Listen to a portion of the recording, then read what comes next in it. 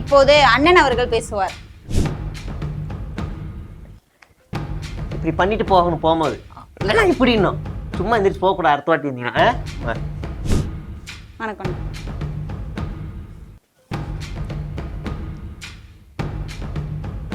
இந்த நாள் என்னோட வாழ்க்கையில் மறக்கவே முடியாத ஒரு நாள். ஏன்னா எல்லாருக்கும் உங்களுக்கு தெரியும், அண்ணன் கூட நான் என்ன மாதிரி பயணம் பண்ணியிருக்கேன் அப்படின்னு. ஒரு சாதாரண பயணம் இல்லை அது.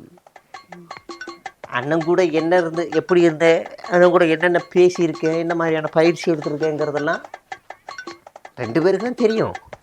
ஒன்று அவருக்கு தெரியும், இன்னொன்று எனக்கு தெரியும். இது தாண்டி வேறு யாருக்கும் வெளியிலேருந்து யாருக்கும் தெரியாது. ஒன்று அவர் சொல்லணும், இல்லை நான் சொல்லணும். அவர் இல்லை, இப்போ நான் சொல்கிற கேளுங்க.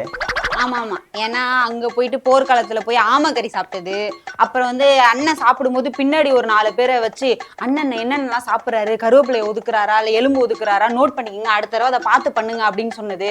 அப்புறம் இந்த கீழே சுட்டா 5, மேலே சுட்டா 10, நெத்தியில சுட்டா 15, இது எல்லாமே உண்மைதான், நம்புங்க. இதே மாதிரி ஏகப்பட்ட கதை அண்ணன்ட்ட இருக்கு. எனக்கு டிரான்ஸ்ஃபார்மர் தேவையில்லைம்மா, டிரான்ஸ்லேட்டர் ஏதோ ஒரு கிளம்பு வரேன். நானே இவங்க பைத்தியங்களில் கொட்டாம்பூச்சியில் டீயை குடிக்க வச்சு ஏமாற்றிக்கிருக்கேன். வந்து எல்லாத்தையும் பேசிட்டு, தம்பி தோல்வி ஒரு மனிதனை செதுக்கும். இதான் நம்ம சின்னம். பார்த்துக்க, நம்ம போராடி சின்னத்தை வாங்கிட்டோம். ஜெயிச்சு வாங்குறோமா அது வேற, இதை வாங்கியிருக்கேன். போன மாட்டி ரெஜிஸ்டர் பண்ணிருந்தாலே கொடுத்துருப்பாங்க. ஆனால் நம்ம பண்ணலை அந்த நேரத்தில். வேற ஒரு வெள்ளம்னு சொல்லி கலெக்ஷன் பண்ணிக்கிருந்தோம்.